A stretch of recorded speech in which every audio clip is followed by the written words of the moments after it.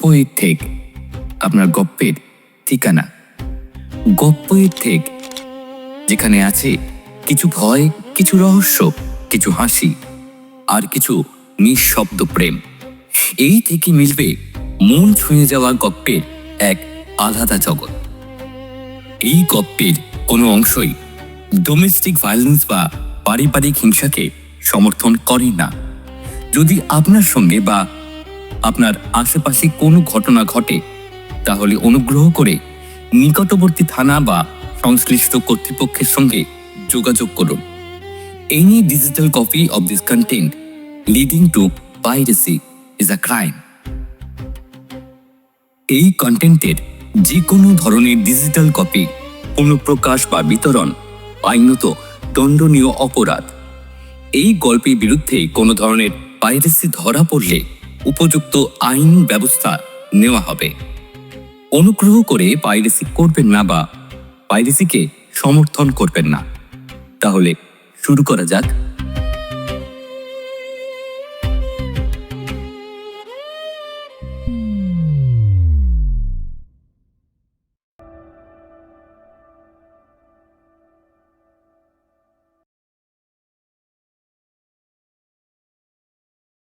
মদ্যপান, ধূমপান ও মাদক সেবন স্বাস্থ্যের পক্ষে ক্ষতিকারক।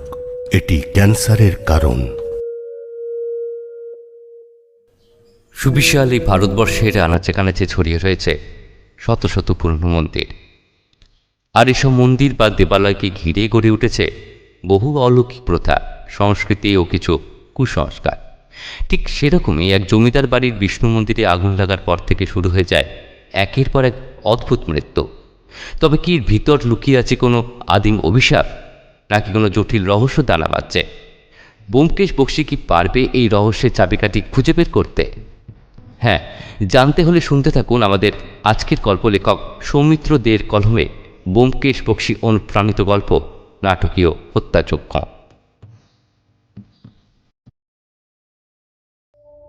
মধ্যাহ্নভোজ শেষ। আরামকেদারায় গা হেলিয়ে দিয়ে একটা উপন্যাস পড়ছিলাম, বিভূতিভূষণ বন্দ্যোপাধ্যায়ের আরণ্যক।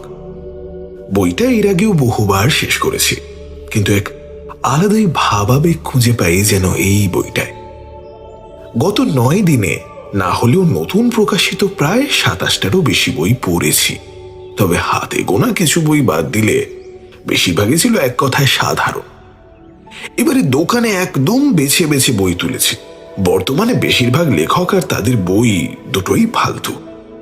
শুনতে খারাপ লাগলেও হ্যাঁ, এটাই চরম সত্যি। ব্যোমকেশ বরাবরের মতোই তার নিজের কাজে মগ্ন ছিল। গত বছরে তার করা কিছু অতীব জটিল কেস, যেগুলো সে অত্যন্ত দক্ষতার সাথে সমাপ্ত করেছে, সেগুলো নিয়েই আবার সে ভাবছিল। এবারে তার ভাবনা এক অন্য নতুন বিষয় নিয়ে। আচ্ছা, আমরা কেন পাপ করি? এর পিছনে কোনো কারণ আছে কি? আমাদের জন্মের পরেই কি আমাদের চিন্তা ভাবনা এরকম হয়ে যায়? দেখুন, প্রতি সেকেন্ডে মানুষের চিন্তা ভাবনার বদল ঘটে। যারা অন্যায় পথকে বেছে নিচ্ছে, তারা ঠিক কি কারণে এই পথে নেমেছে, সেগুলো নিয়েই আমাদের সত্যান্বেষীর যত চিন্তা। এই নিয়ে ভেবে ভেবেই তার দিন কেটে যাচ্ছে। তার নবাগত সন্তান এবং স্ত্রীকে নিয়ে যেন তার কোনো মাথা ব্যথাই নেই। অবশ্য সত্যবতী দিন কয়েকের জন্য তার বাপের বাড়িতে বেড়াতে গিয়েছে। মাস দুয়েক তেমন কোনো জটিল কেসের সম্মুখীন হয়নি ব্যোমকেশ। তাতে যে বেশি একটা সমস্যা হয়েছে এমনটা সম্পূর্ণই ভুল। এই অবসর পাওয়াটা বেশ দরকার ছিল আমার বন্ধুবরের। নাহলে এই একঘেয়েমি জীবন কাটালে তা আমাদের ব্যক্তিগত জীবনেও বেশ প্রভাব ফেলে। এখন বেলা প্রায় 3:30। আজ দোকানটা খুলতে হবে। কিছু পাইকারি প্রোডাক্ট আসবে আজকে, তাই দোকানে আমাকেও থাকতে হবে। আমি দোকানের চাবি, চশমা আর রিসিটগুলো নিয়ে বেরিয়ে পড়লাম। বেরোনোর আগে ব্যোমকেশকে জানিয়েই দিয়েছিলাম। রাস্তায় বেরিয়ে একটা অটো নিয়ে দোকানের সামনে যেতেই দেখলাম প্রোডাক্টগুলো এসে গেছে। দোকান খুলে ওগুলোকে লোক লাগিয়ে দোকানের ভিতর গুছিয়ে রাখতে আরম্ভ করলাম। কিন্তু এমন সময় বাড়ি থেকে ফোন পেলাম ব্যোমকেশের। ব্যোমকেশ জানালো আমাদের নাকি এবার এক নতুন রহস্য সমাধানে বেরিয়ে পড়তে হবে। শুনেই আর দেরি না করে বাসায় ফিরলাম। কথা শুনেই বোঝা যাচ্ছিল ব্যাপারটা যথেষ্ট গুরুত্বপূর্ণ। আমি দোকানের সহকারী ছেলেটাকে সব বুঝিয়ে দিয়ে বাড়িতে ফিরলাম। আমায় দেখি ব্যোমকেশ বলল, বন্ধু অজিত, যাক অবশেষে আবার একটা নতুন আর বেশ জম্পেশ একটা কেস পেলাম। আমি বললাম, তা ঘটনা কি কি এমন হলো যে এখনই আমাদের তাড়াহুড়ো করে বের হতে হবে? তা তুমি একটু সংক্ষিপ্ত করে বলোই না আমায়। ব্যোমকেশ বলতে আরম্ভ করলো, তুমি তো দোকানের চাবি নিয়ে বের হয়ে গেলে, আমি পুরোনো কেসগুলোই পড়ছিলাম, তো বাইরে কারো আসার সূচনা পেয়ে আমি নিচে নামতেই বেলটা টুংটাং করে বেজে উঠল। দরজা খুলতেই দেখি একটা মাঝবয়সী ছেলে, বয়স বেশি গেলে 25-26 হবে হয়তো, বেশ ভদ্র চেহারার একটা ছেলে, কিন্তু ওর চোখ মুখ দেখে সহজেই বোঝা যাচ্ছিল খুব চিন্তায় আছে। আমাকে দেখে বলল, আপনি তো সত্যান্বেষী ব্যোমকেশ বক্সী, তাহলে ঠিক বাড়িতেই এসেছি বলুন। আমি ছেলেটাকে ভিতরে আসতে বললাম। ছেলেটাকে ওর সম্পর্কে জিজ্ঞাসা করতে ও জানালো ছেলেটা এসেছে ছোনাদিঘি থেকে। ছেলেটার পুরো নাম হলো শঙ্খ চ্যাটার্জি, ওর বাবা সোমনাথ চ্যাটার্জি। ওদের অবস্থা বেশ ভালো, কারণ ওদের পূর্বপুরুষরা আগে মহাজনী কারবার করত। মহাজনী কারবার করে নাকি বেশ অর্থপ্রাপ্তি করেছে। অবশ্য তা প্রায় আজ থেকে বছর 50 আগেই বন্ধ হয়ে গিয়েছে। শঙ্কর দাদু মানে বিনয় কৃষ্ণ চ্যাটার্জি বেঁচে আছেন, যদিও তার অবস্থা ভীষণ করুণ, হয়তো বেশি দিন আর হাতে নেই তার। এই গ্রামে এখনো শহুরে বাতাস সেভাবে প্রবেশ করতে পারেনি, যদিও গ্রামে ইলেকট্রিসিটি এসেছে সে বহু আগে। পাকা রাস্তাও আছে গ্রামের মধ্য দিয়ে, কিন্তু গ্রামের সংস্কৃতি, মানুষের সেই ভালোবাসা এখনো রয়ে গেছে মানুষের মধ্যে। বেশ কিছুদিন যাবৎ এই গ্রামে ঘটে যাচ্ছে কিছু অদ্ভুতুরে ঘটনা। কোনো অপদেবতার অভিশাপ ঘনিয়ে এসেছে এই গ্রামে, কে জানে। ছেলেটা আরো বলল, মহাজনী কারবার করলেও এই গ্রামের মানুষ এই বাড়িকে জমিদার বাড়ি ও বাড়ির লোকদের জমিদারের বংশধরই বলে, কারণ এদের মহান সব কীর্তি বা প্রতিপত্তি বড় বড় জমিদার থেকে কোনো অংশে কম ছিল না। প্রথম যেদিন অশুভ ঘটনাটা ঘটে সেদিন ছিল বৃহস্পতিবার। বাড়িতে পুজো চলছিল।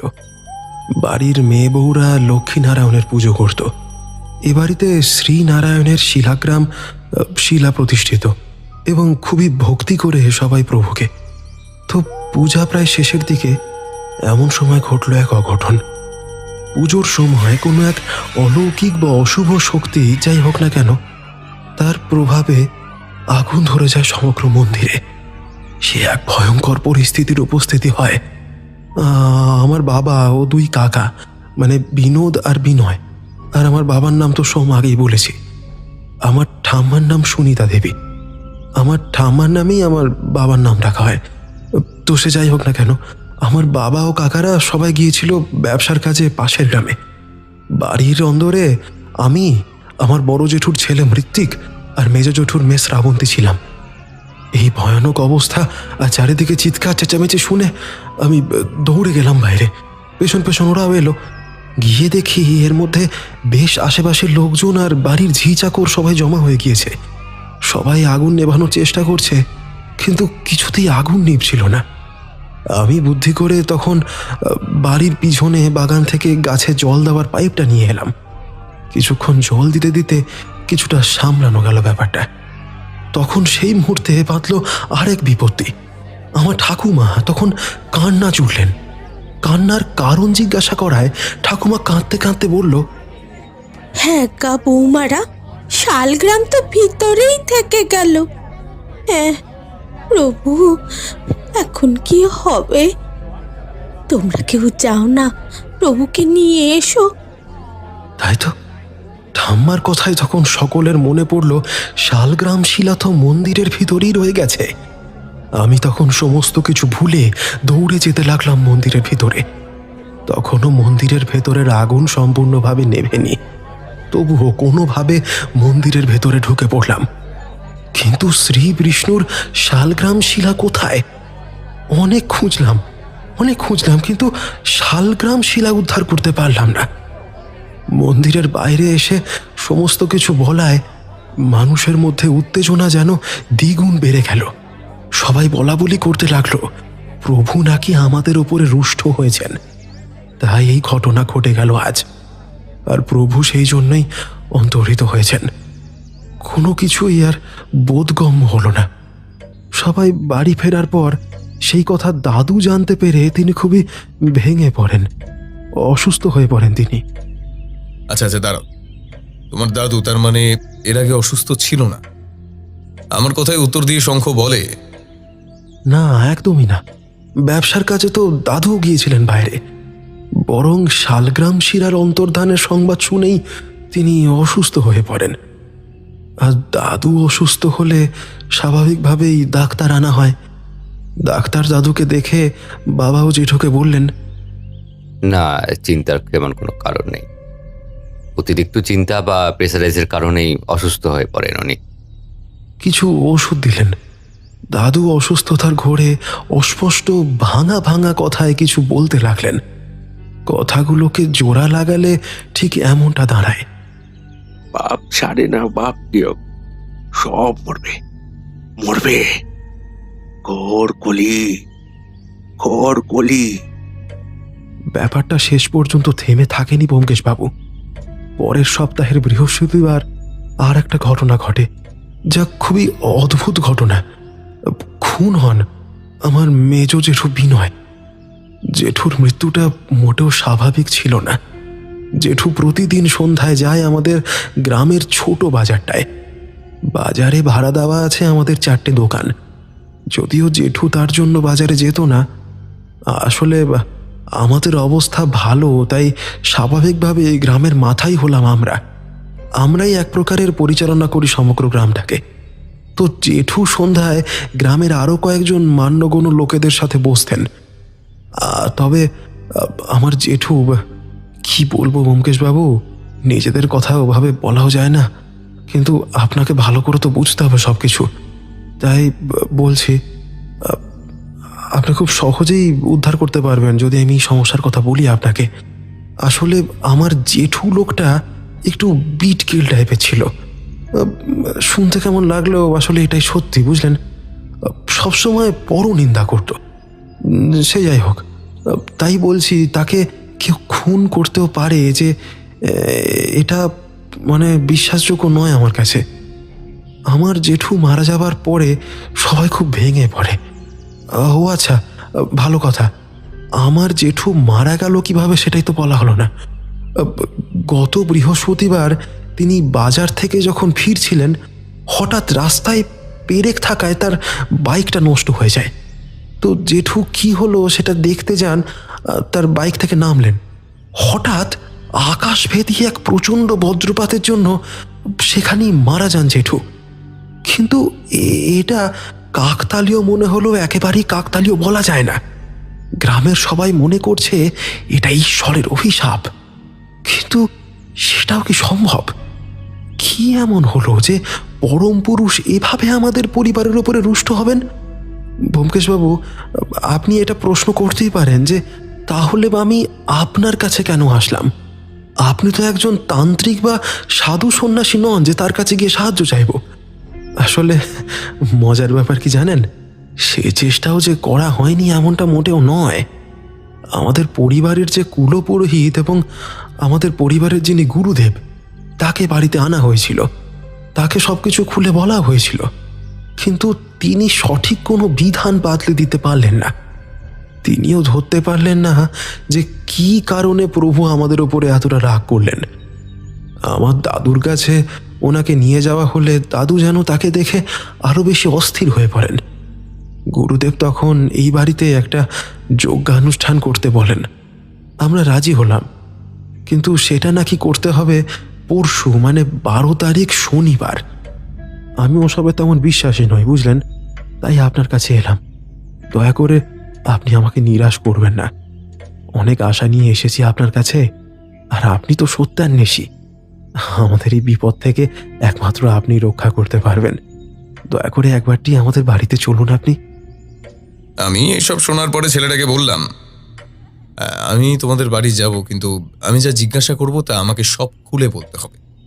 আমার সাথে যদি তোমরা কোঅপারেট না করো তাহলে আমার কিছুই করার থাকবে না। আর আমার যতদূর মনে হয় আমার যাবার ব্যাপারে তোমার বাড়ির কেউ জানে না। তো এক্ষেত্রে তো খুব মুশকিল হয়ে যাবে। আমাদের আদর যত্ন না করলেও সমস্যা হবে না, কিন্তু কেউ মুখ না খুললে এই জটিল সমস্যা সমাধান করাটা এক প্রকারের অসম্ভব। ছেলেটা আমার কথার রেশ টেনে বলল, আমাকে ক্ষমা করবেন, আমি বাড়িতে এ ব্যাপারে কাউকে কিছু জানাইনি। আসলে আমি নিজেই দোটানার মধ্যে ছিলাম। আমাদের এই কেসটা আপনি নেবেন কি নেবেন না সেটা বুঝতে পারছিলাম না। আমার বন্ধু সুবীর এই শহরেই থাকে। সব শুনে সুবীরই আমাকে বলল আপনার কথা। দয়া করে একবারটি আমাদের বাড়িতে আপনি যাবেন। আমাদের এই সমস্যাটি দিন দিন আরো গুরুতর হয়ে উঠছে। আচ্ছা যাব, কিন্তু তোমার সাথে কি আর কেউ এসেছিল? কই না তো, আমি তো একাই এসেছি। আমার বন্ধু সুবীর শুধু আমাকে ঠিকানাটা দিয়ে দিয়েছিল। আচ্ছা সে যাই হোক, আমি যাব, আর আপনার ঠিকানাটা এই কাগজে লিখে দিন বিস্তারিতভাবে। আমি কালকে যাব। আর হ্যাঁ, আপনিও আজকে ফিরবেন না, একেবারে আমাদের সাথেই ফিরবেন।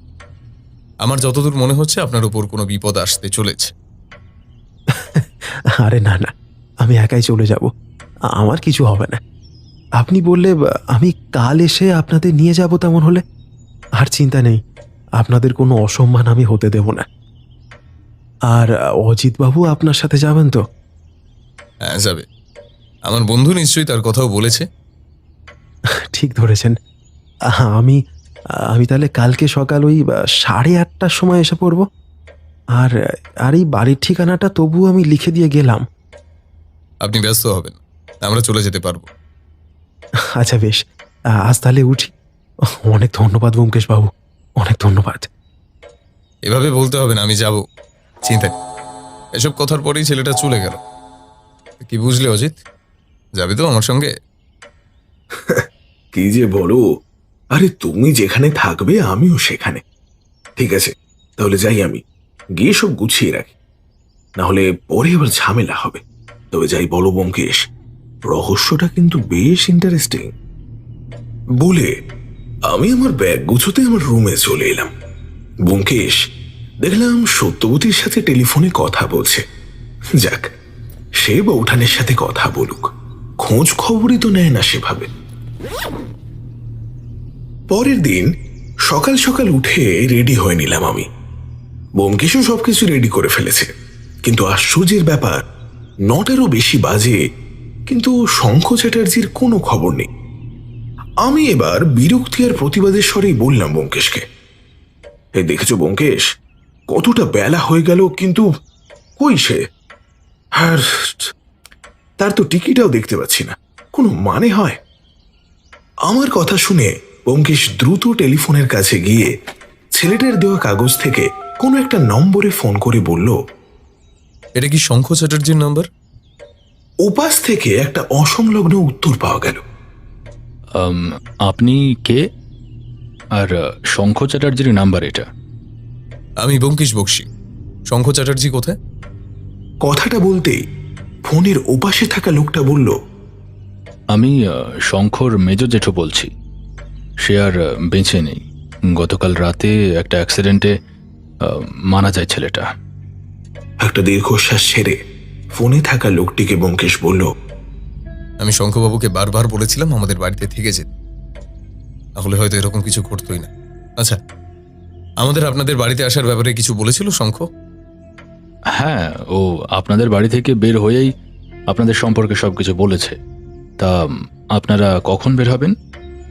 আমরা এই তো রেডি, এখনই বের হব। ব্যোমকেশ ফোনটা রেখে আমাকে নিয়ে দ্রুত বাড়ি থেকে বের হয়ে এলো। ট্রেনে উঠে আমি ব্যোমকেশকে জিজ্ঞেস করলাম, আচ্ছা, ছেলেটা যে মারা যাবে এটা তুমি কি করে বুঝলে? অজিত, এই যে বলি বলো তো, ছেলেটা তো এক প্রকার বলতে গেলে আমার জন্য এভাবে অকালে প্রাণটা হারালো। তখনই ছেলেটাকে আটকানো উচিত ছিল। শঙ্খকে কেউ একটা ফলো করছিল, আর শঙ্খকে অনুসরণ করছিল। সে তার পিছু পিছু আমাদের বাড়ি পর্যন্ত এসেছে। আমি বাড়ির বাইরে আগেই তার আসার আভাস পেয়েছিলাম। আমি এসব শুনে আর কিছু বললাম না। ট্রেনের কামরা দিয়ে বাইরের দিকটা দেখছিলাম। ইচ্ছা করছিল কোনো জায়গায় ঘুরতে যাই, কিন্তু এইরকম খারাপ বেদনাদায়ক পরিস্থিতির সম্মুখীন হতে হবে তা স্বপ্নেও ভাবিনি। রহস্যের সমাধান অনেক করেছি, অনেক খারাপ সমস্যার সম্মুখীনও হয়েছি আমরা, কিন্তু কেন জানি না ছেলেটার এভাবে অকাল মৃত্যু কেউই আমরা মেনে নিতে পারছি না। ব্যোমকেশ নিজেকেই যেন ওর মৃত্যুর কারণ ভাবছে। দুপুর তখন 3টে বাজে। এর পরের স্টেশনই হলো সোনাদিঘি স্টেশন। খেয়াল করলাম ব্যোমকেশ তখনও ওই ছেলেটার কথাই চিন্তা করছে। স্টেশন থেকে নেমে একটা রিক্সা নিয়ে বললাম, সোনাদিঘির চ্যাটার্জিদের জমিদার বাড়ি যাব। রিক্সা চালক ছেলেটা আমাদের ব্যাগ দুটো রিক্সায় তুলে নিল। গ্রামটা বেশ সুন্দর। রিক্সায় যেতে যেতেই ছেলেটা আমাদের বলল, বাবু, আপনারা কি ওই বাড়িতে বেড়াতে যাচ্ছেন? ব্যোমকেশ জবাবে বলল, হ্যাঁ, সেটাই ধরতে পারেন। ওই বাড়িটা মোটেও সুবিধের নয়, বাপ বাপকেও ছাড়ে না। আমি আর ব্যোমকেশ দুজনেই খুব মন দিয়ে ছেলেটার কথা শুনছিলাম। গ্রামের প্রায় মাঝামাঝি এক সুন্দর মনোরম পরিবেশে অবস্থিত এক পেল্লায় বাড়ি। দেখেই বোঝা যাচ্ছে এটা কোনো ধনী জমিদারের পরিবারের প্রাসাদ। সম্ভবত এটাই চ্যাটার্জিদের বাড়ি। আর হ্যাঁ, আমার সম্ভাবনাই ঠিক। রিক্সা থামিয়ে ছেলেটা বলল, আপনাদের গন্তব্যে এসে গেছে বাবু, এই সামনের বাড়িটাই চ্যাটার্জিদের বাড়ি। ব্যোমকেশের আমি রিক্সা থেকে নেমে ব্যাগগুলো নামিয়ে নিলাম। ব্যোমকেশ ছেলেটাকে বলল, ও আচ্ছা, তোমাকে ধন্যবাদ। তো কত টাকা হলো? ব্যোমকেশ ছেলেটাকে তার পাওনা মিটিয়ে দিয়ে আমায় নিয়ে বাড়ির মধ্যে প্রবেশ করলো। বাবা, সে এক বিশাল ব্যাপার। শঙ্খ ছেলেটা যে 1 আনাও বাড়িয়ে বলেনি তা বেশ বোঝা যাচ্ছে। খানদানি সব ব্যাপার।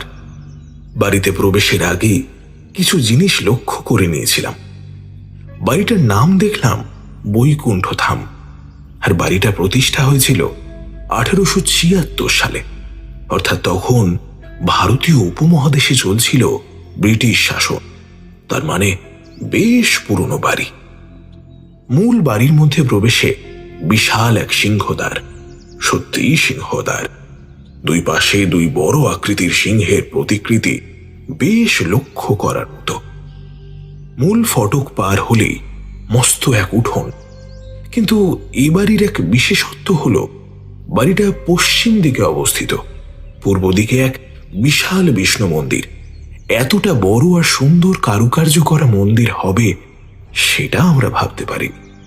মন্দিরের গায়ে সেরা সেরা টেরাকোটার কাজ করা, খোদাই করা আছে শ্রী বিষ্ণুর 10 অবতারের প্রতিকৃতি, আর তার সাথে লীলা কাহিনী। মন্দিরটা বেশ খুঁটিয়ে খুঁটিয়ে লক্ষ্য করছিল ব্যোমকেশ।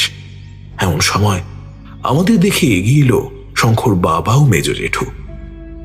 এ বাড়ি যেমন সুন্দর ও আকর্ষণীয়, তেমনি সম্ভ্রান্ত এই পরিবারের মানুষজনরাও।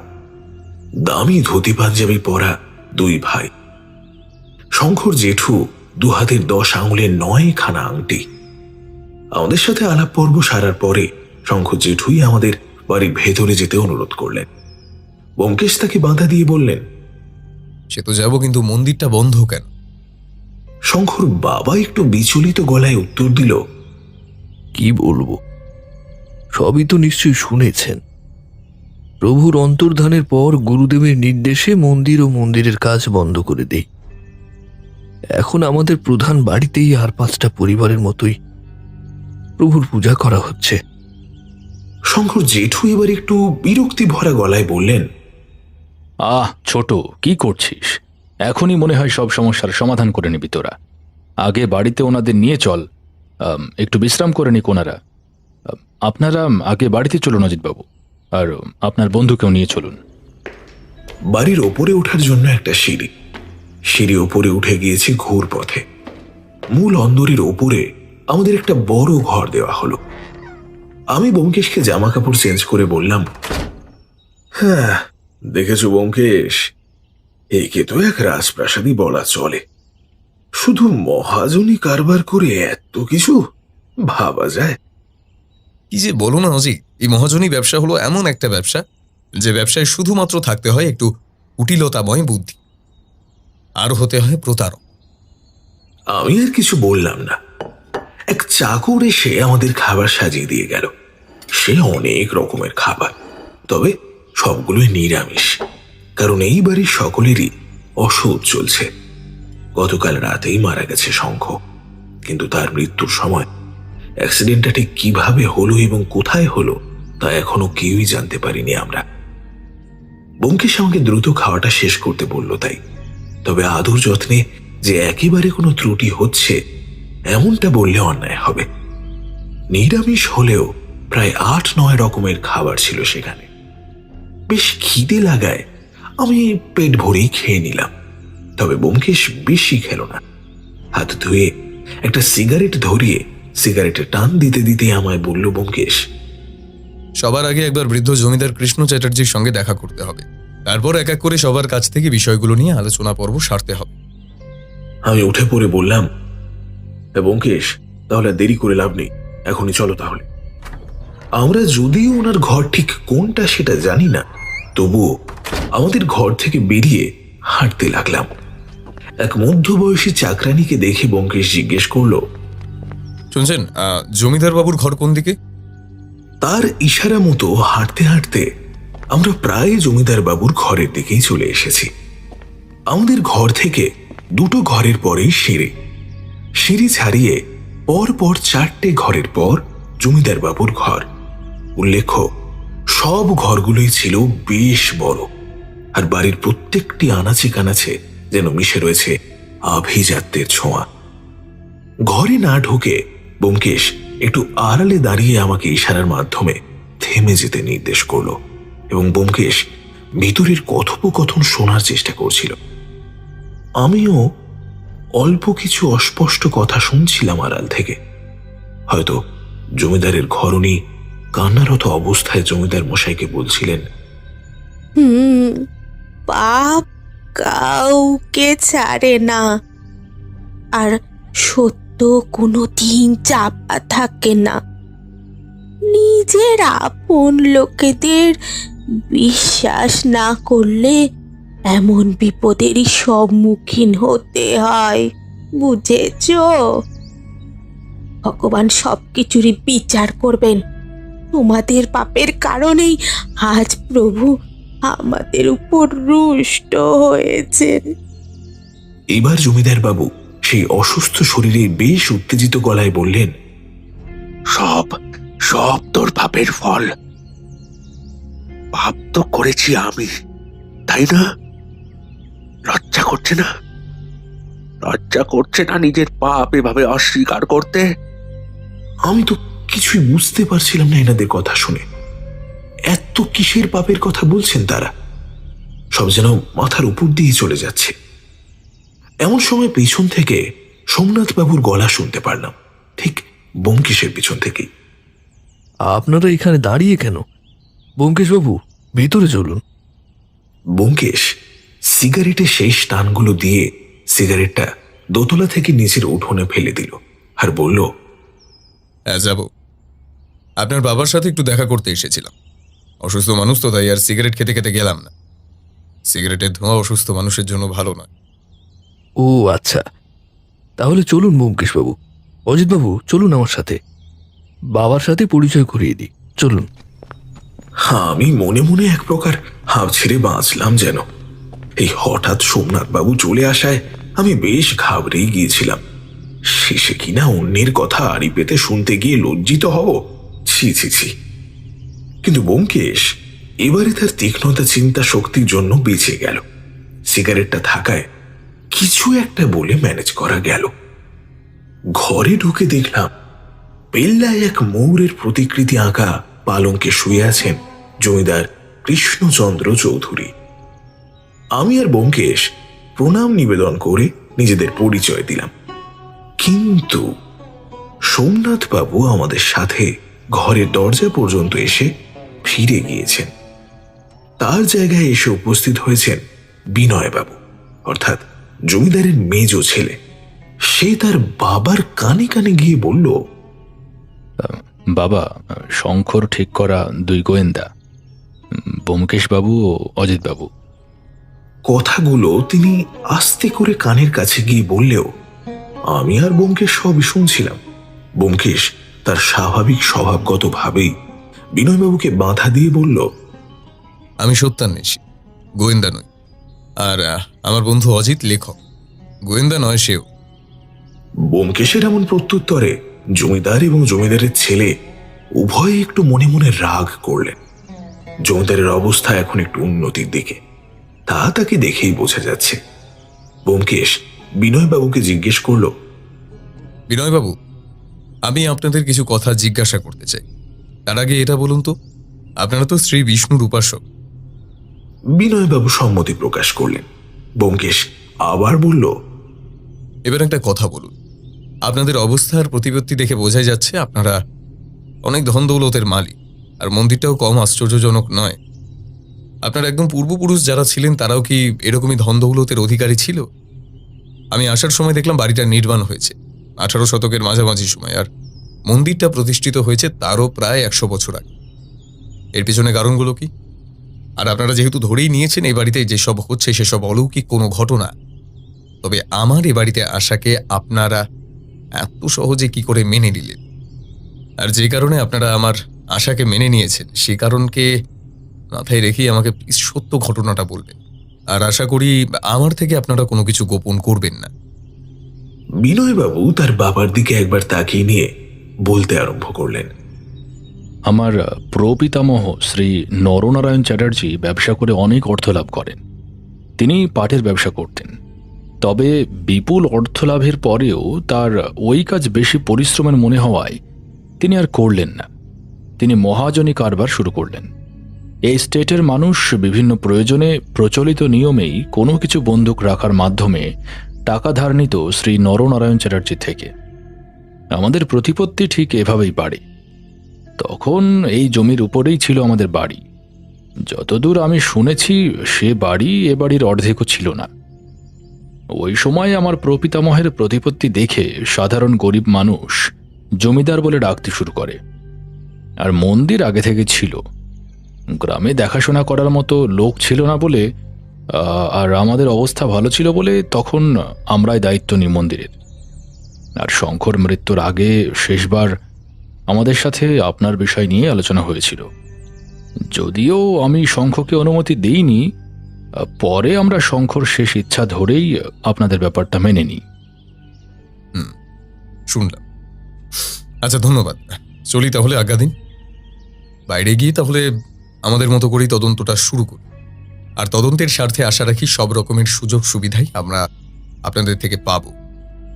ব্যোমকেশের কথার রেশ টেনে ভদ্রলোক বলল, হ্যাঁ পাবেন, কিন্তু দয়া করে বাড়াবাড়ি করবেন না। বুঝতেই তো পারছেন আমরা এক বিপত্তিক সময় পার করছি। এবারে আমি একটু বিরক্তি স্বরেই বললাম, এর আগে আমরা যথেষ্ট রহস্যময় কেসের সমাধান করেছি। হয়তো আপনি সত্যান্বেষী ব্যোমকেশ সম্পর্কে ভালোভাবে জানেন না, তাই এই কথাগুলো বলছেন। আমাদের বিপদ আপদ নিয়ে চিন্তার কোনো কারণ নেই। আপনারা শুধু আমাদের মূল তদন্তে সহযোগিতা করবেন, এতেই হবে। এই বলে আমি প্রথমে ও তারপরে ব্যোমকেশ বের হয়ে এলাম জমিদারের ঘর থেকে। বাড়ি থেকে বের হয়ে আমি আর ব্যোমকেশ সোজা গেলাম মন্দিরের সামনে। মন্দিরের সামনে এসে ব্যোমকেশ বলল, বন্ধু হে, এই সেই জায়গা যেখানে থেকে ঘটনার সূত্রপাত। দেখেছ, এক মনোরম সৌন্দর্যের অধিকারী এই মন্দির। আচ্ছা, এনে আমার ফোন। এখানে সোমনাথ বাবুর নাম্বার সেভ করা আছে। ব্যোমকেশ নতুন ফোন কিনেছে, যদিও আমার আর সত্যবতীর এক প্রকার জোড়াজড়িতেই ফোন কিনতে রাজি হয়েছিল সে। কিন্তু নতুন ফোন নিয়ে আমরা সাধারণত যেরকম এক্সাইটেড থাকি বা ফোনের ফিচারগুলো নিয়ে বিশ্লেষণ করি, তেমন কোনো লক্ষণই নেই ব্যোমকেশের মধ্যে। আমি ফোনটা নিয়ে বললাম, আচ্ছা সে তো ঠিক আছে, ফোন করব, কিন্তু এই নাম্বারটা কখন জোগাড় করলে? আরে না না, আমি পাবো কোথায়? শঙ্কর দাবা ওই চিরকুটেই ছিল নাম্বারটা। ওর নিজের ওর বাবার দুজনেরই ফোন নাম্বার লিখে রেখেছিল। জানো অজিত, ছেলেটা খুবই বুদ্ধিমান ও দূরদৃষ্টি সম্পন্ন ছিল। আজও বেঁচে থাকলে এই কেসে তোমার জায়গায় ওকেই অ্যাসিস্ট্যান্ট করতাম। কথাটা বলে আবার সে পাগলামো মাখানো হাসি হাসলো ব্যোমকেশ। এই হাসিটা শুনে প্রতিবারের মতোই এবারও আমি রেগে গিয়ে বললাম, দেখেছো ব্যোমকেশ, আমার ভাল লাগে না এটা। তুমি জানো না যে তোমার এই কথা আর এই উদ্ভট হাসি দুটোই আমার কাছে বড্ড বিরক্তিকর। এর বেশি আমি আর কিছু বললাম না, কারণ কাল রাত থেকে এখনো পর্যন্ত এক ফোঁটাও হাসি আমি লক্ষ্য করিনি ব্যোমকেশের চোখে মুখে। আমি সোমনাথ বাবুর নাম্বার ডায়াল করতে করতেই বললাম, আচ্ছা ব্যোমকেশ, সন্ধ্যা তো হয়ে এসেছে, এখন কি মন্দিরে ঢুকবে? অবশ্য সময় নষ্ট করেই বা কি লাভ, জমিদার বাড়ি বলে ব্যাপার, আলোর ব্যবস্থা তো একটু হলেও থাকবে। যাকে এই নাও, ফোন লেগেছে, কথা বলো। ব্যোমকেশ ফোনটা হাতে নিয়ে বলল, হ্যাঁ, আমি ব্যোমকেশ বক্সি, আপনাদের বাড়ির মন্দিরের সামনে। মন্দিরের চাবিটা কি নিয়ে আসতে পারবেন একবার? ফোন কাটতে না কাটতেই দেখলাম সোমনাথ বাবু মন্দিরের চাবি নিয়ে এদিকেই আসছেন। এসে মন্দিরটা খুলে দিয়ে মন্দিরের বাঁ পাশের দেওয়ালে থাকা কারেন্টের সুইচগুলো একের পর এক প্রেস করছেন। এভাবে 22খানা বাল্ব জ্বালালেন সোমনাথ বাবু। আমার আর ব্যোমকেশের মুখে কোনো কথা নেই, যদিও আমি একটু বেশি অবাক হয়েছিলাম। মন্দিরটা এই আলোয় যেন আরো বেশি ফুটে উঠেছে। সারা মন্দিরের ভেতর থেকে আসছে স্নিগ্ধ চন্দন কাঠের গন্ধ। মুহূর্তেই মনটা যেন প্রসন্ন হয়ে ওঠে, মনে এক স্নিগ্ধ শান্তি খুঁজে পাই সবাই। আমরা মন্দিরের এক গর্ভগৃহে প্রবেশের পর দেখলাম মন্দিরের একদম মাঝে গর্ভগৃহ অবস্থিত। মন্দিরের ভেতরে আমরা দুজনেই একটা অদ্ভুত জিনিস লক্ষ্য করলাম। মন্দিরের বাইরে টেরাকোটার চিত্রকর্ম থাকলেও মন্দিরের ভেতরে তেমন কোনো কাজ করা হয়নি। এই সম্বন্ধে সোমনাথ বাবুকে জিজ্ঞেস করায় তিনি বললেন, আমার পিতামহ নরনারায়ণ চ্যাটার্জি, পুত্রদেব নারায়ণের মুখ থেকে শুনেছি মন্দিরের ভেতরের অংশের কাজ নাকি শেষ করতে পারেনি বলেই এমন। ব্যোমকেশ বলল, আচ্ছা, মন্দিরের পর্দাটা সরিয়ে দিন, একটু প্রভুকেও দর্শন করি। সোমনাথ বাবু কিঞ্চিত বিচলিত গলায় বললেন, আসলে আসলে আমাদের গুরুদেব শ্রী চিন্তা ব্রহ্মচারী প্রভুর মুখ দর্শন করতে নিষেধ করেছেন। আগামীকাল এই বাড়িতে একটা যজ্ঞের আয়োজন করা হবে। এই মঙ্গল যজ্ঞ সম্পূর্ণ না হওয়া পর্যন্ত প্রভুর দর্শন নিষেধ। আর আর প্রভুর শালগ্রাম শিলা অন্তর্ধান হয়, এই মন্দিরের পূজাও বন্ধ হয়ে গেছে, সে কথা নিশ্চয়ই আপনারা জানেন। ব্যোমকেশ বলল, দেখুন, আমি যে নাস্তিক এমনটা নয়, ঈশ্বরকে আমি ভয় করি না, শ্রদ্ধা করি। আমার উপর আপনি পূর্ণ আস্থা রাখতে পারেন। প্রভুকে দর্শন দিতে পারলে শ্রী নারায়ণও খুশি হবে। সোমনাথ বাবু মন্দিরের একটা দরজা কিঞ্চিত বন্ধ করে দিয়ে পর্দা সরিয়ে দিলেন বিগ্রহের সামনে থেকে। অপূর্ব, অপূর্ব বলে উঠল ব্যোমকেশ। আমিও মনোমুগ্ধের মতো তাকিয়ে থাকলাম শ্রী বিষ্ণুর এই বিগ্রহের দিকে। যে শিল্পী এই প্রতিমা তৈরি করেছেন তার প্রতি শ্রদ্ধা আর ভগবানের এই মায়াময় রূপ দেখে বিস্মিত হলাম দুজনে। ভগবান তার 4 হাতে যথাক্রমে শঙ্খ, চক্র, গদা, পদ্ম নিয়ে পদ্ম ফুলের আসনে দাঁড়িয়ে রয়েছেন। জ্যোতির্ময় ভগবানের সমগ্র শরীর থেকে যেন শত সহস্র আলোক রশ্মি বিচ্ছুরিত হচ্ছে। ভগবানের এক অপূর্ব মোহময় হাসি। ভগবানের গায়ের রং বর্ষাদায়ী মেঘের সমান, ঈষৎ কালো, ঈষৎ নীল। শ্বেত পাথরের এই মূর্তিতে ভগবানের রূপ যেন শত সহস্র দীপ্তিময় আর উজ্জ্বল। পুরাণ মতে অসীমতায় একমাত্র আকাশের সঙ্গেই তিনি তুলনীয়। সেই কারণেই যখন মূর্তি রূপে তাকে কল্পনা করা হয় তখন নীল গাত্রবর্ণ বিশিষ্ট আকৃতিতেই তিনি কল্পিত হন। অন্য একটি ব্যাখ্যায় বিষ্ণুর নীল রঙকে তার বাসস্থান বৈকুণ্ঠ ধামের প্রতীক বলে মনে করা হয়। ভগবত পুরাণে বর্ণিত একটি কাহিনীতে বলা হয়েছে, বিষ্ণুর নাভিপদ্ম থেকে জন্ম নেওয়ার পরে এক পলকের জন্য বৈকুণ্ঠ ধামের দর্শন পেয়েছিলেন ব্রহ্মা। তিনি দেখেছিলেন বৈকুণ্ঠ উজ্জ্বল গাঢ় নীল বর্ণে রঞ্জিত, ঠিক যেমনটা হয়ে থাকে বজ্রগর্ভ মেঘের রং। বৈকুণ্ঠ নিবাসী ভগবান বিষ্ণুকেও তাই নীল গাত্রবর্ণ হিসাবেই কল্পনা করা হয়, এমনটাই মনে করা হয়ে থাকে। স্কন্দ পুরাণে আবার বর্ণিত হয়েছে অন্য আরেক কাহিনী। সেখানে বলা হয়েছে ব্রহ্মার সৃষ্টিকে দগ্ধ করার পরে কালকুট নামের হলাহল গ্রাস করে বৈকুণ্ঠ ধামকেও। সেই বিষের তেজে সমগ্র বৈকুণ্ঠ নীল হয়ে যায়, আর প্রতিটি বৈকুণ্ঠ নিবাসীর হৃদয় পদ্মাসনে অধিষ্ঠিত ভগবান শ্রী বিষ্ণু বিষের দহনে তমাল অর্থাৎ গাঢ় নীল বর্ণ ধারণ করেন।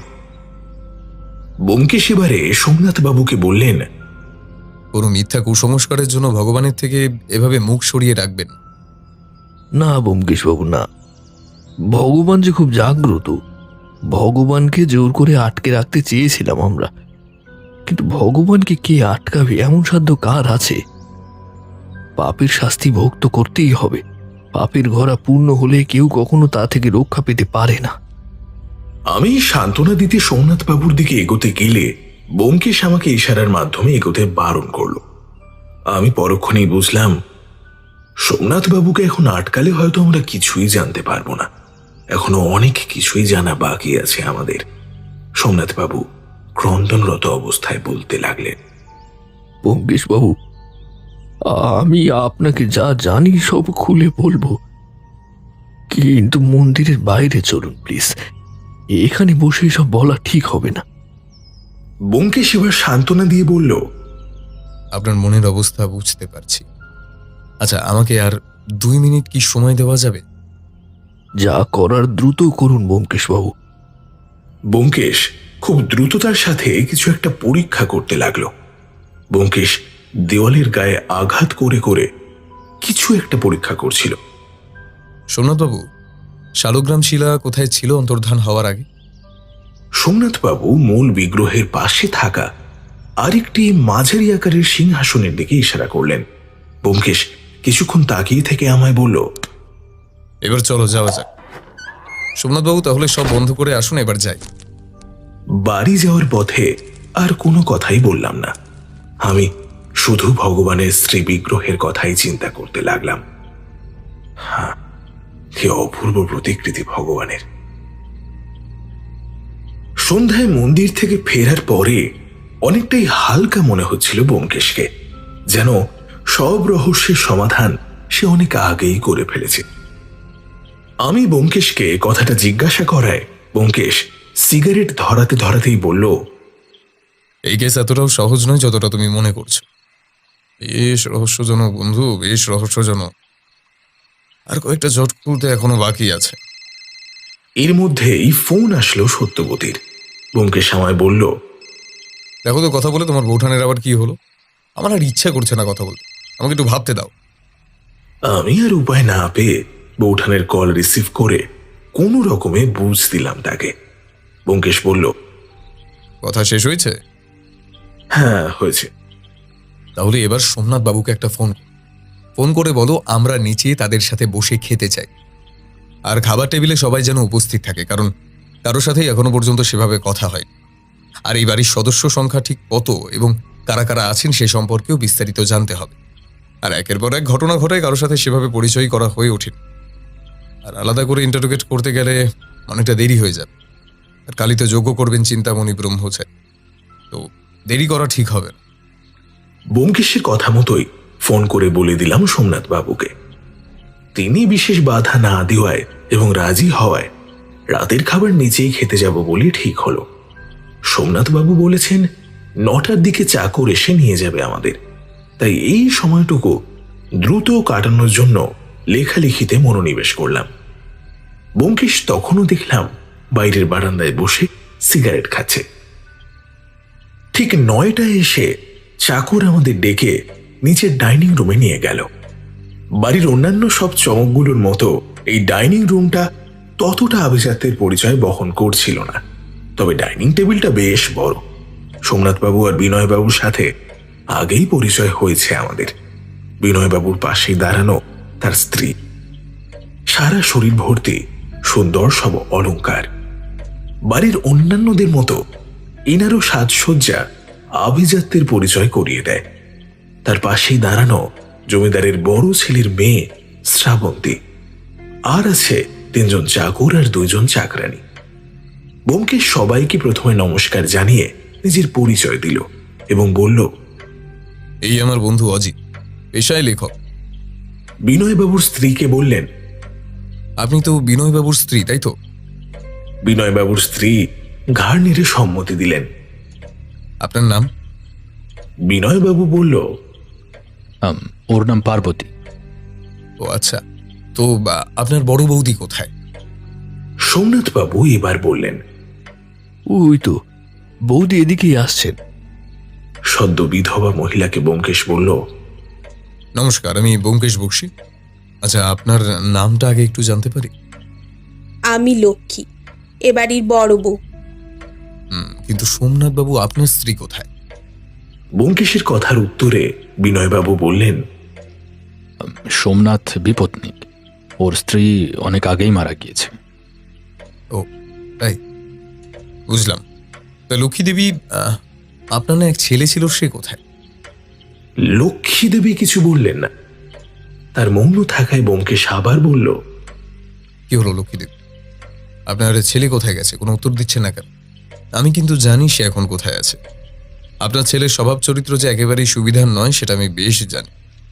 সে সবার কথা অমান্য করে বাজারে গিয়েছে মাল খেতে। আর আপনার মৃত স্বামীরও যে এই একই দোষ ছিল সেটাও জানি। কালকে তো আপনাদের বাড়িতে যজ্ঞের অনুষ্ঠান আছে। আচ্ছা, মনে হয় সকলের সাথে ইতিমধ্যে পরিচিত হয়েছি। এখন আমার কিছু প্রশ্ন আছে, আপনারা দয়া করে সেগুলো ঠিক ঠিক উত্তর দেবেন। আমার প্রথম প্রশ্ন, বিনোদবাবু যেদিন মারা গেলেন সেদিন তিনি কি নেশা করেছিলেন বরাবরের মতো? আপনারা কি এই সম্পর্কে কোনো খোঁজ খবর পেয়েছিলেন? বিনয়বাবু বললেন, না তো দাদা, সেদিন কোনো কারণে নেশা করেননি। শুধু বাজারে গিয়ে আড্ডা মেরে চলে আসেন, এমনটাই আমরা শুনেছিলাম। ব্যোমকেশ এবারে তার দ্বিতীয় প্রশ্ন করল, বিনোদবাবু তো শুনলাম বাইকের টায়ার পাঞ্চারের জন্য বাইক থেকে নেমেছিলেন, পেরেক লেগে পাঞ্চার হয়েছিল। বোঝাই যাচ্ছে কেউ তাকে ইচ্ছে করে বাইক থেকে নামিয়েছিল। এতক্ষণ চুপ থাকার পর এবার সোমনাথবাবু বিচলিত গলায় বললেন, এমন কি প্রমাণ আছে যে দাদার টায়ার কেউ ইচ্ছে করে পাঞ্চার করিয়েছিল? এটা তো দুর্ঘটনাও হতে পারে। ব্যোমকেশ এবার একটা মুচকি হেসে বলল, সোমনাথবাবু, আপনি যেটা বলেছেন সেটা কি বেশি নাটকীয় হয়ে যাচ্ছে না? রাস্তাটা নেহাতি ছোট নয়, রোডে যাওয়ার পথে অনেকটা ফাঁকা এরিয়া থাকে। আমরা সেদিন আপনাদের বাড়ি আসার সময় আমি রিক্সা হঠাৎ থামাতে বলি। রাস্তার পাশে পড়ে থাকা পেরেকগুলো রিক্সায় বসে থাকা অবস্থায় আমার চোখে পড়েছে। নেমে দেখি পেরেক। বিনয়বাবু, সোমনাথবাবু, দেখুন তো এগুলো কিনা। আমি বিস্মিত হয়ে তাকিয়ে রইলাম ব্যোমকেশের দিকে। ওই দিন বুঝতেই পারিনি যে কি কারণে পেরেকগুলো দেখে পকেটে রেখেছিল ব্যোমকেশ। আমি তো এটাই ভেবে অবাক হচ্ছি যে রাস্তার পাশে পড়ে থাকা ওই অতি ক্ষুদ্র পেরেকগুলো কিভাবে চোখে পড়েছিল ব্যোমকেশের। জানি না বাবু। ব্যোমকেশের হাত থেকে একটা পেরেক নিয়ে বিনয়বাবু বললেন, হ্যাঁ, এগুলোই তো। এরকমই কয়েকটা পেরেক রাস্তার উপর দেখেছিলাম। ঠিক। আর এগুলোই হয়তো ওখানে থাকা কেউ পেরেকগুলো নেহাতি অনিচ্ছাকৃতভাবেই রাস্তা থেকে সরিয়ে ফেলে। কিন্তু শঙ্খ আমাকে এই ব্যাপারটা জানিয়ে রাখায় আমার চোখটা ওই পেরেকগুলোর উপরেই পড়ে। কারণ কেউ শুধু শুধু ফাঁকা রাস্তার পাশে কিছু পেরেক ফেলে রাখবেন। যদিও তখন এতটা সম্ভাবনা খুঁজে পাইনি, নিজের কাছেই রেখে দিয়েছিলাম লোকে। আমি কালকে সকালে আরেকবার আপনাদের মন্দির দর্শন করতে চাই, সেই সুযোগ পাবো তো? সোমনাথবাবু ও বিনয়বাবু চোখের ইশারার মাধ্যমে বোঝাতে চাইলেন দর্শন হবে। কিন্তু যজ্ঞ শেষ হলেই দর্শন পাবেন। সকলে যেভাবে পাবে ঠিক সেভাবেই। আর আশা করি আপনার তেমন বিশেষ কোনো প্রশ্ন নেই। থাকলে দ্রুত করুন। আমার শেষ প্রশ্ন সবচেয়ে গুরুত্বপূর্ণ প্রশ্ন, একটু বিস্তারিত খুলে বলবেন দয়া করে। শঙ্খর অ্যাক্সিডেন্ট কিভাবে হয়েছিল, কোথায় হলো, এবং আপনারা গিয়ে ঠিক কি দেখলেন? সোমনাথবাবু এবার বললেন, আমাদের গ্রামে ঢোকার মুখে ঘটে শঙ্খর অ্যাক্সিডেন্ট। সম্ভবত গাড়ির ব্রেক ফেল হয়ে গিয়েছিল এবং কন্ট্রোল হারিয়েই তাই গাছের সাথে গিয়ে ধাক্কা লাগে এবং শঙ্খ মারা যায়। বিনয়বাবু ব্যোমকেশকে বিচলিত স্বরে বললেন, রহস্যের কি কোনো সমাধান করতে পেরেছেন? সেটা কালকেই সবাই বুঝতে পারবেন। তাহলে এখন খাওয়াটা সেরে নেওয়া যায়। রাতের খাবার শেষ করে ঘরে এসে জানলাগুলো বন্ধ করে দিলাম। শীত ভালোই পড়েছে। শহরের তুলনায় এই গ্রামের শীত একটু বেশি। ঘরের পশ্চিম পাশে দুখানা জানলা। ব্যোমকেশ ঘরে এসে বলল, কি করছোটা কি? জানলা কেন বন্ধ করছো? জানলা বন্ধ করে রহস্য সমাধান হবে কিভাবে? এটা কোনো কথা হলো? এই জানলাটা খোলো অজিত।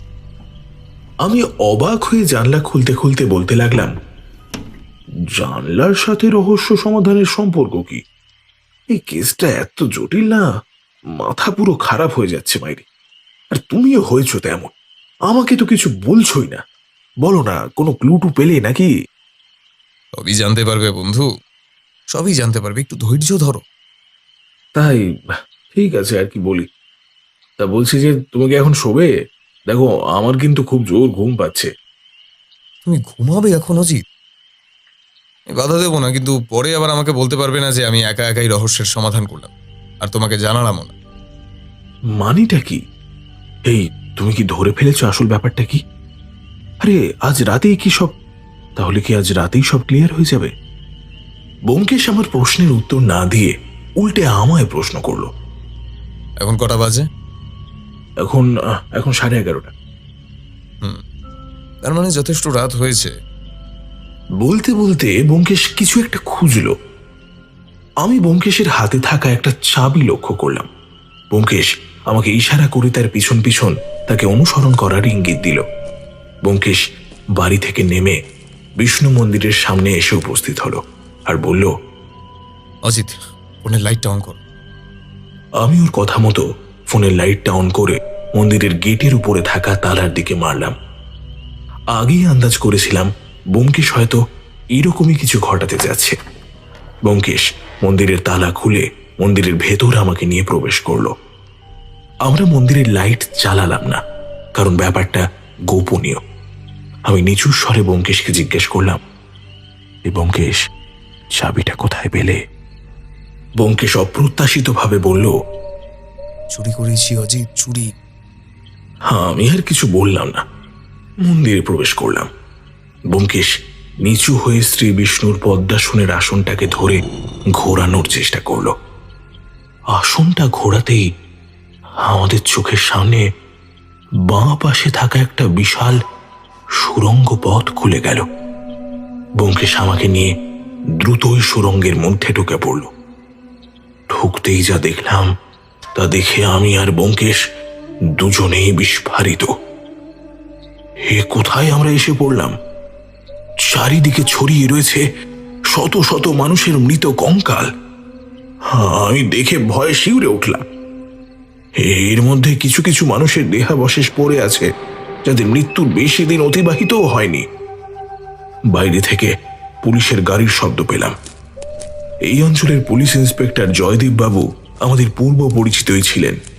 এর আগেও অনেকগুলি পুরনো কেসে আমরা ওনার সহযোগিতা পেয়েছি। জয়দেব বাবু আমাদের পদক্ষেপ ফলো করে চোরা কুঠুরিতে এসে উপস্থিত হলেন। জয়দেব বাবুর সাথে আরো 2 জন জুনিয়র অফিসার এবং বাইরে সম্ভবত আরো কয়েকজন কনস্টেবল আছে। এসব দেখে তারা 3 জনও আমাদের মতো হাঁ করে চেয়ে রইলেন। জয়দেব বাবু আমাকে ও ব্যোমকেশকে ইঙ্গিত করে বললেন, এসব যা দেখছি তা কি আদৌ সত্যি নাকি সবই আমাদের ভ্রম? সব সত্যি। এবার দয়া করে চলুন, আমাদের কালপিটদের ধরা যাক। ব্যোমকেশের কথায় আমাদের হুঁশ ফিরে এলো। আমি বললাম, হে ব্যোমকেশ, এতক্ষণে তো পুলিশ আসার টের পেয়ে তো সকলে সতর্ক হয়ে যাওয়ার কথা। আর যেই খুনগুলোর সাথে জড়িত সে তো পালিয়ে যাবে। আমার কথা শুনে ব্যোমকেশ বলল, ওসব নিয়ে কোনো চিন্তা নেই, সে ব্যবস্থা আমি আগেই সেরে দিয়ে এসেছি। এবার আর রিস্ক নিইনি, বুঝলেন তো? কেসটা বড্ড জটিল ছিল। রাতের খাবারে ঘুমের ওষুধের কড়া ডোজ মিশিয়ে দেওয়ার কারণে বাড়ির সবাই অচেতনে ঘুমোচ্ছে। আর ওষুধটা যে সে ব্র্যান্ডের নয়। সকাল 7:30 বাজে। এর মধ্যে পুরো জমিদার বাড়ি ভিড়ে ভরে গেছে। মিডিয়ার লোকজনও এসে গেছে। এবারে ব্যোমকেশের সব খুলে বলার পালা। ব্যোমকেশ বলতে আরম্ভ করলো, ঘটনার সূত্রপাত আজ নয়, বহু বছর আগে সপ্তদশ শতকের মাঝামাঝি সময় নির্মাণ করা হয় এই বিষ্ণু মন্দির। এক রাতে রাজা বজ্রপ্রতাপ সিং এই পথ দিয়ে যাচ্ছিলেন বলে ধারণা করা হয়। তবে এই ঘটনাই বেশি প্রাসঙ্গিক। তো ফেরার পথে তার হাতে ছিল নবদ্বীপ থেকে নিয়ে আসা গুরুদেব রক্ষাশিলা ব্রহ্মচারী দেওয়া শ্রী বিষ্ণুর অমূল্য রত্নখচিত শালগ্রাম শিলা, যার দাম বর্তমান সময়ে সহস্র লক্ষাধিক, কোটি দশেক তো হবেই। তাহলে ধারণাই করতে পারছেন এত কিছু কেন হলো। রাজার ফেরার পথে ঘটল এক অতিশয় বিপত্তি। এই স্টেটের ভয়ঙ্কর মাতু ডাকাতের সম্মুখীন হতে হলো তাকে। রাজার অবস্থা কোনো দিক থেকেই ভালো ছিল না। না ছিল আগের সেই প্রতিপত্তি, না ছিল লেঠেল যাদের নিয়ে এই ডাকাতের দলকে বিধ্বস্ত করবে। রাজাকে খুন করে তার সর্বস্ব লুটে নিল ডাকাত ও তার সঙ্গীরা। তো ডাকাতি করে বিপুল ধনসম্পদের মালিক হয়েছিল মাতু ও তার দলবল। মাতু নিজের নাম বদল করে হরিনারায়ণ দেয়। এই মন্দির মাতু ডাকাত নির্মাণ করে, কিন্তু নিজে আসলে ডাকাত হওয়ায় মন্দিরে কোনো নেম প্লেট লাগায়নি। কিন্তু প্রশ্ন হলো, এত মহান একটা কাজ করলো আর প্রতিষ্ঠাতার নাম নেই। ছেলেকে প্রতিষ্ঠাতা করে এই জমিদার বাড়ি নির্মাণ করে ছেলেকে দিয়ে। মৃত্যুর সময় সব খুলে ছেলেকে বলে যায়। ছেলে প্রথমে পুরনো বাড়িতে থেকেই মহাজনীর কারবার করে। ছেলে বাবার চেয়ে কোনো অংশেই কম ছিল না। ডাকাতির এত বিপুল অর্থ থাকতেও মহাজনীর ব্যবসা শুরু করে বেশ জোরালোভাবে। সঠিক সময়ে ঋণ পরিশোধ করতে না পারলে খুন, লেঠেল দিয়ে জমি কেড়ে নেওয়া, বাড়িতে আগুন ধরিয়ে দিয়ে গ্রাম থেকে গরিব কৃষককে উত্থান করা, ধর্ষণ, রাহাজানি, শিশু হত্যা কোনো কিছুই বাদ রাখেনি সে। আর মৃত মানুষদের এনে এই মন্দিরে চোরা কুঠুরিতে বন্ধ করে রাখা হতো। বাড়িতে অনেক জমিদার এরকম গোপন কুঠুরি এসব থাকে, কিন্তু এরকম বুদ্ধি মাতু আর তার বংশধরদেরই আছে। মন্দিরের পেছনে এমন কিছু হয় বলে কেউ সন্দেহও করবে না। আমিও কিন্তু এতটা আন্দাজ করতে পারিনি। আর এই বাড়ির সবাই বিভিন্ন সময় এই পাপের কথাই বলে। এবার আসি বর্তমানের খুনগুলোর বিষয়। তার আগে শালগ্রাম শিলা কোথায় আছে এটা জানা জরুরি। এই অমূল্য বস্তুর উদ্ধার করতে হবে তো। এখানেই কোনো একজনের কাছেই আছে সে জিনিস, আর সেই লোকটা আমি। ব্যোমকেশের একটানা কথাগুলো শোনার পরে হঠাৎ করে এই কথাটা শুনে আমরা সবাই হতচকিত হয়ে উঠলাম। আমি বললাম, দাঁড়াও দাঁড়াও, তোমার কাছে মানে? তুমি কোথায় পেলে এটা? ব্যোমকেশ তার ব্যাগ থেকে সবার সামনে বের করলো শ্রী বিষ্ণুর সেই শালগ্রাম শিলা।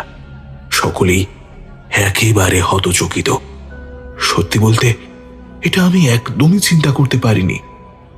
ব্যোমকেশের সাথে থাকতে থাকতে আমার যা অভিজ্ঞতা হয়েছিল তা থেকে ভেবেছিলাম হয়তো এটা এ বাড়িরই কেউ চুরি করেছে আর তারপরে এসব নাটক সাজিয়েছে। কিন্তু কিন্তু এ তো দেখছি না, এ এক আলাদাই খেলা চলছে। এবারে যেন ধৈর্যের বাঁধ ভেঙে যাচ্ছে। ব্যোমকেশ শালগ্রাম শিলা ইন্সপেক্টরের হাতে দিয়ে বলল, কি সবাই অবাক হচ্ছে? আচ্ছা, দয়া করে অবাক হবেন না, ধৈর্য ধরে বসুন, শুনুন, সবই জানতে পারবেন। শঙ্খ সোমনাথ বাবুর পালিত ছেলে, কি তাই তো? ব্যোমকেশের কথা শুনে সোমনাথ বাবু এবার আর কিছু বললেন না, কারণ সে হয়তো বুঝতে পেরেছে এখন আর কিছুই ঢেকে রাখা যাবে না। বিনোদবাবু চেয়েছিল শালগ্রাম শিলা বিক্রি করে নতুন ব্যবসা শুরু করবে, কিন্তু একথা তার জমিদার কৃষ্ণচন্দ্র চ্যাটার্জিকে জানালে তিনি সাফ না করে দেন। বিনোদবাবু চুরি করার জন্য উপায় খুঁজতে থাকেন। উপায় একটা পেয়েও যায়। মন্দিরে আগুন লাগার একটা মিথ্যা নাটক সাজান, কিন্তু শঙ্খ এসেই সেই বুদ্ধিতে জল ঢেলে দেয়। আর শঙ্খ ও তার জেঠুর এই বদবুদ্ধির হালকা ধাঁচ পায়। তাই শালগ্রাম শিলা রক্ষা করতে অনেক কষ্ট করে মন্দিরের ভিতরে প্রবেশ করেন। গিয়ে দেখে তার ভাবনা সঠিক। মন্দিরের গুপ্ত কুঠুরির পিছন দিক থেকেও ভেতরে আসা যেত। সেই পথ জানত জমিদারের বংশধরেরাই, আর তারা মারা যাওয়ার আগে পরবর্তী বংশধরদের এই ব্যাপারে জানিয়ে যেত।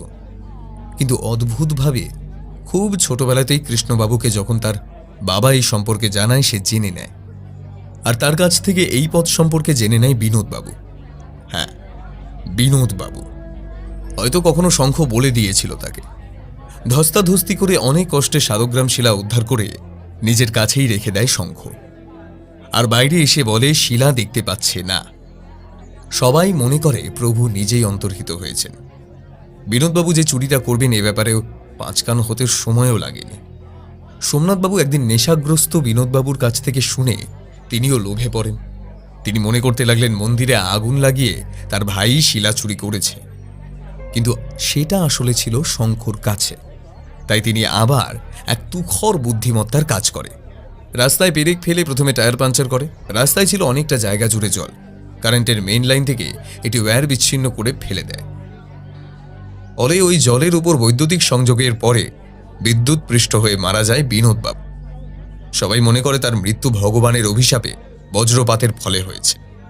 ইন্সপেক্টর জয়দেব বাবু বললেন, বাহ বাহ, কি তুখোড় বুদ্ধি! একেই বলে সঠিক বংশধর। বাহ! ব্যোমকেশ একটু হাসির ভঙ্গিমাতেই বলল, ঠিকই বলেছেন। এবার আসি শঙ্খর মৃত্যু কিভাবে হলো এবং আমি এত কিছু কিভাবে জানলাম। সত্যি বলতে এই কেস আমার মতো সত্যান্বেষীরও সমাধান করতে বেশ বেগ পেতে হতো।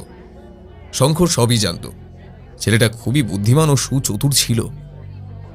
আমার কাছে প্রথম দিন গিয়েই সব বলে দেয় এবং দিয়ে যায় তার লেখা একটা ডায়েরি। এই ডায়েরিতে সে সব লিখে রেখেছিল। এই মন্দিরটা মাতু ডাকাত নির্মাণ করেছিল, এটা ঠিক, কিন্তু তবুও এই আশ্চর্য ও চমকপ্রদ মন্দিরের সম্পর্কে শঙ্খর ছিল প্রচণ্ড কৌতূহল। শঙ্খ চেয়েছিল এই মন্দির নিয়ে একটা ডকুমেন্টারি ফিল্ম তৈরি করবে। আর এই ডকুমেন্টারি রিসার্চ করতে গিয়ে শঙ্খ আরও অনেক অজানা তথ্য জানতে পারে এই মন্দির সম্পর্কে। এমনকি বড় বিষ্ণু মূর্তিটাও ছিল মাতু ডাকাতের ডাকাতি করার সম্পদ। সোমনাথবাবু শঙ্খর কাছে শালগ্রাম শিলা আছে বলে সন্দেহ করে এবং আমার কাছ থেকে ফেরার সময় ইচ্ছে করে শঙ্খকে খুন করে গাড়ির ব্রেক ফেল করিয়ে। সেসব আরও বৃত্তান্তের সাথে সোমনাথবাবুই থানায় গিয়ে বলবে। ব্যোমকেশের ইশারায় জয়দেব বাবু সোমনাথ বাবুকে অ্যারেস্ট করলেন। আর এই মন্দিরের গুপ্ত কুঠুরিতে থাকা নিরীহ গ্রামবাসীদের মৃতদেহগুলির এই হত্যাকারীদের কথা জিজ্ঞেস করতে ব্যোমকেশ বলল, বিনোদবাবু, কিছুদিন আগে এই গ্রামের একজন গ্রামবাসীর সদ্য বিবাহিত মেয়েকে ধর্ষণ করে আর তার পরিবারের মানুষদের মেরে এই গুপ্ত কুঠুরিতে এনে ফেলে রাখে। আর বাকি মৃতদেহগুলোতে ইতিহাস। দেখুন কোর্ট থেকে কি আদেশ দেয়। বাড়ি ফিরে দেখলাম সত্যবতী তার বাপের বাড়ি থেকে ফিরে এসেছে আর টিভিতে নিউজগুলো সবই দেখেছে। সত্যবতী বরাবরের মতো এবার আর ব্যোমকেশের সাথে অভিমান করল না। ব্যোমকেশ রাতের খাবার সেরে আমার পাশে বসেছে। বসে বসে তার নবজাত সন্তানকে আদর করে ঘুম পাড়াচ্ছে। আমি ব্যোমকেশকে বললাম, বাবারে বাবা, এই অ্যাডভেঞ্চারটা বেশ হলো বলো। ব্যোমকেশ কিছুক্ষণ থেমে থেকে বলল, হ্যাঁ সেটা ঠিক, কিন্তু এই রহস্য সমাধানের পুরো কৃতিত্বই ছিল কিন্তু তবে ওর মৃত্যুটা এখন আমি মেনে নিতে পারছি না। আর ওর পিছু পিছু কে এসেছিল জানো? কে? স্বয়ং সোমনাথবাবু নিজেই এই শঙ্খকে ফলো করছিল। আর আমার বাড়ির থেকে বের হওয়ার আগে ভাগেই বাড়িটার ব্রেকটা নষ্ট করে দেয়। আর শঙ্খ কখনোই কল করে সোমনাথবাবুকে কল দিয়ে জানায়নি আমার ব্যাপারে। সে শঙ্খকে কিছু করেছিল বলেই আমরা তাদের বাড়ি যাওয়ার ব্যাপারটা জানতে পেরেছি। আচ্ছা ব্যোমকেশ, ওই শালগ্রাম শিলাটা তুমি কোথায় পেলে? ট্রেনে যখন তুমি ঘুমিয়ে পড়েছিলে তখন সুবীর নামে ছেলেটি এসে আমার কাছে ওই শালগ্রাম শিলা ফিরিয়ে দিয়ে যায়। যেখানে নিজের পালিত বাবাই শঙ্খকে খুন করলো, সেখানে তার বন্ধু তার মৃত্যুর পরেও বিশ্বাসের মর্যাদা রাখে। এরকম বন্ধু পাওয়াও বেশ ভাগ্যের ব্যাপার। হ্যাঁ, লোভ আর ইতিহাস মিলে কি খেলটাই না দেখালো। কি বলো ব্যোমকেশ? এবারে এই ঘটনাকে দ্রুত সাজিয়ে গুছিয়ে লিখে ফেলতে হবে, আর তার নাম হবে নাটকীয় হত্যাযজ্ঞ। আপনারা এতক্ষণ শুনছিলেন লেখক সৌমিত্র দের কলমে ব্যোমকেশ বক্সী অনুপ্রাণিত গল্প নাটকীয় হত্যাযজ্ঞ। আজ গল্প পাঠে ও অজিতের ভূমিকায় ছিল কুন্তল। গল্পের সূত্রধার আমি পার্থপ্রতিম। ব্যোমকেশ বক্সীর ভূমিকায় ব্রতদেব, অন্যান্য চরিত্রে পার্থপ্রতিম, রাজ, আসঞ্জন, সোহেল, অরূপ, সুদীপ্তা। শব্দ সংযোজন ও আবহে দেবদত্ত ও সিট, প্রচ্ছদ কৃষ্ণান্ত। গল্পটির সমগ্র পরিকল্পনা ও পরিচালনায় পার্থপ্রতিম ও ঈশান। গল্পটি শুনে কেমন লাগলো জানাতে ভুলবেন না আমাদের লাইক কমেন্ট করে। আর খুব ভালো লেগে থাকলে ছড়িয়ে দিন সবার কাছে। তবে আজ আসি, আবার অন্য কোনো দিন এক নতুন গল্প নিয়ে হাজির হব আপনাদের কাছে। ততদিন ভালো থাকুন, সুস্থ থাকুন আর শুনতে থাকুন রহস্যের অন্ধকারে। ধন্যবাদ, শুভরাত্রি।